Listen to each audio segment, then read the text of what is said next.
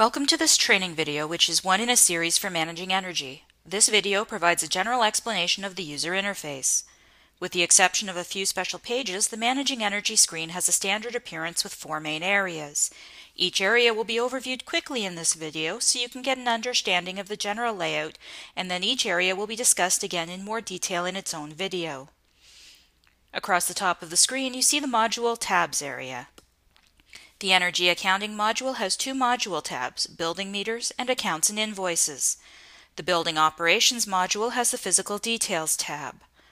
The Conservation and Renewal module has an Opportunities tab and the Advanced Analysis tab. Note that you can only get access to the module tabs that you are currently subscribing to. If you click on a module tab and nothing happens, you likely don't have access to that module. If that happens, please confirm with your Managing Energy subscription manager if you should have access to that module. Let's take a quick look at the navigation area on the left side of the page. It has 2 components, a portfolio tree and a facility tree. By default, a new user session begins in the portfolio tree. This tab allows you to narrow the group of buildings that you wish to work with. With large portfolios, it's usually convenient to start with a smaller list before drilling down to a specific building, which you would then select from the facility tree. Information related to the selected module tab and navigation tree node appears here in the work area. The work area itself has work tabs across the top, which change based on the navigation tree node that is currently selected. For example, 6 work tabs are currently displayed because I have a portfolio selected. When I switch to the facility tree and a specific building, the Map Work tab appears. More details on the work tabs are provided in a video specifically on the work area as well as in the user manual. The Tasks area, just below the work area, is also sensitive to which module tab and navigation tree node are selected. For example, notice the Edit Facility and Remove Facility buttons, which are available because the context is set to a particular facility in the facility tree. When context is changed to the portfolio tree, the buttons in the Tasks area now reflect functions that can be done with a portfolio.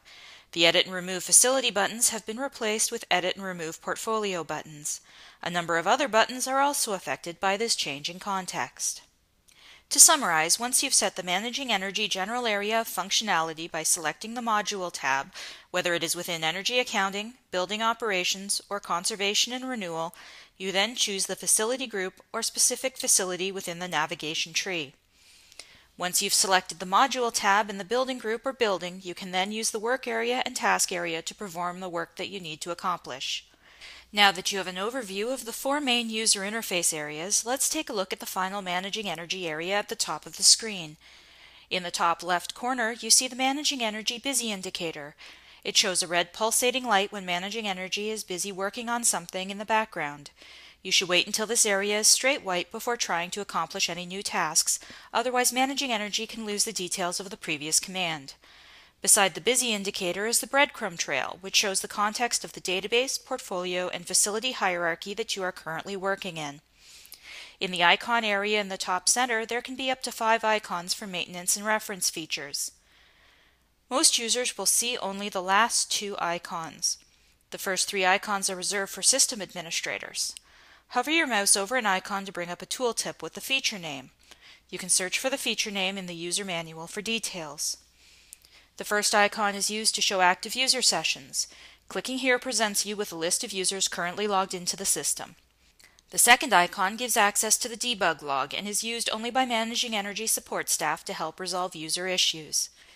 The third icon is Edit On-Screen User Messages and is available to the subscription manager to create custom messages or links in various places in the user interface.